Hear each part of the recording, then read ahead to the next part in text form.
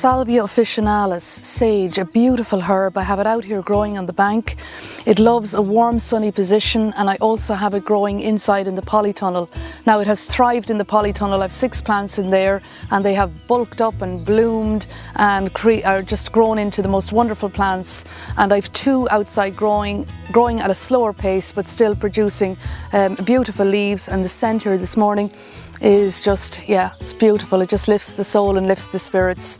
It has many medicinal values, and I'll start with it's an astringent. So if you have any kind of acute throat infection, you can make up an infusion of sage and you can spray it on the throat, or you can drink it as tea, fresh tea, and that will work to reduce any infection that you might have, any acute infection of the throat. So it's got an antiseptic quality and it's also got an astringent aspect to it. It will also work to restore balance, especially in children, if they have diarrhea. So again, that astringent aspect, it will work to dry up any excess mucus that might be in the system, and it strengthen and close and tighten up those pores to relieve that situation for the child.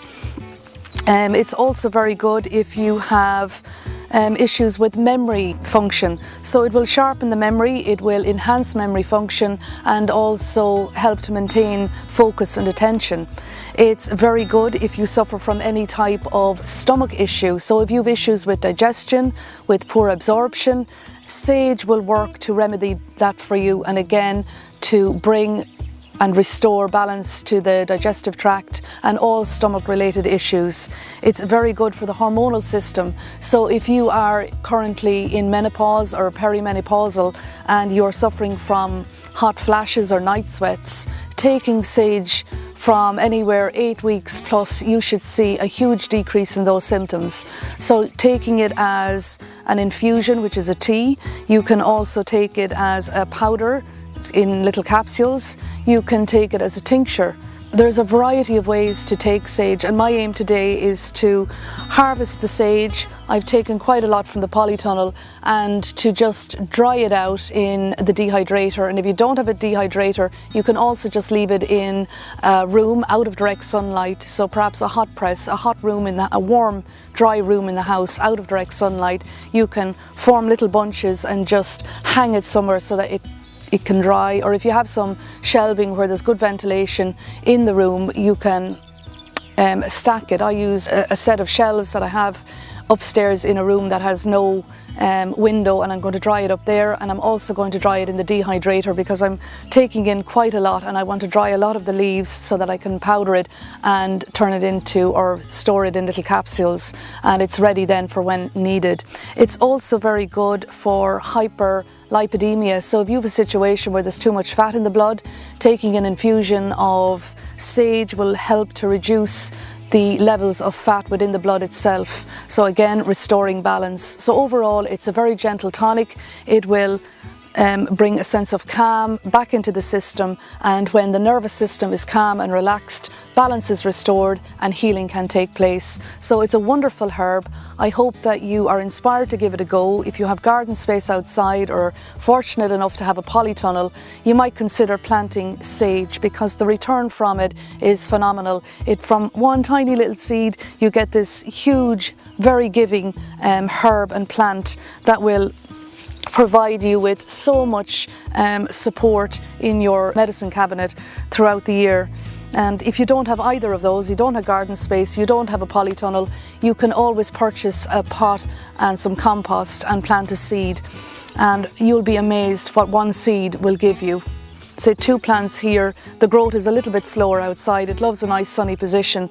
Inside in the polytunnel, it just burst into life, and within a matter of weeks I had this very, very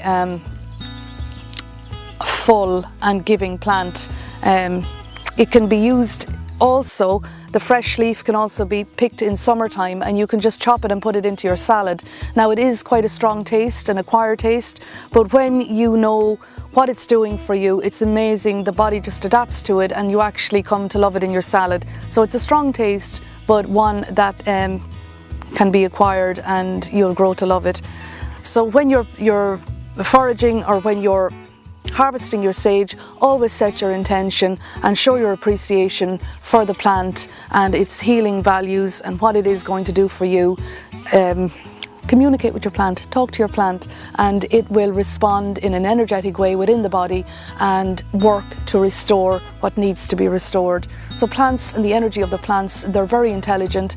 They know what it is that the body is in need of, and they will knowingly go to where they're needed. What else can I say about sage? It can and will provide leaves for up to 3 to 4 years, and after 3 to 4 years it's probably recommended that you replant your sage. And the seeds are so inexpensive. I use 2 companies here in Ireland and I get fantastic quality seeds. They are Seedaholic and Seeds Ireland, and some seeds I've had since 2022 when I first started to buy seeds. I didn't at the time have the polytunnel in place and the garden wasn't ready, and I just held on to them, and now in the last year I've started to plant them out and the quality is there. They have kept the life force within them and they have grown into these wonderful plants.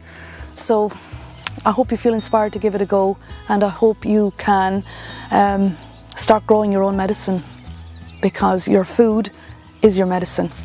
In the words of Hippocrates, let food be thy medicine and medicine be thy food. And we all have that ability to grow our own food, if it's only from a container pot, or if you're fortunate enough to have the space, make use of it and plant.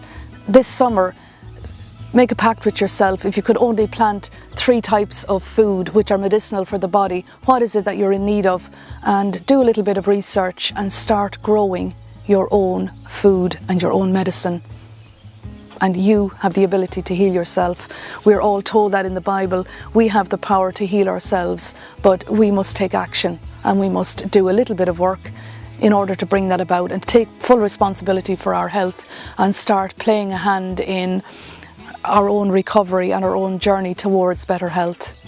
We've been told we have that ability within us, and with a little bit of faith and work we can bring that to fruition and manifest health within the body.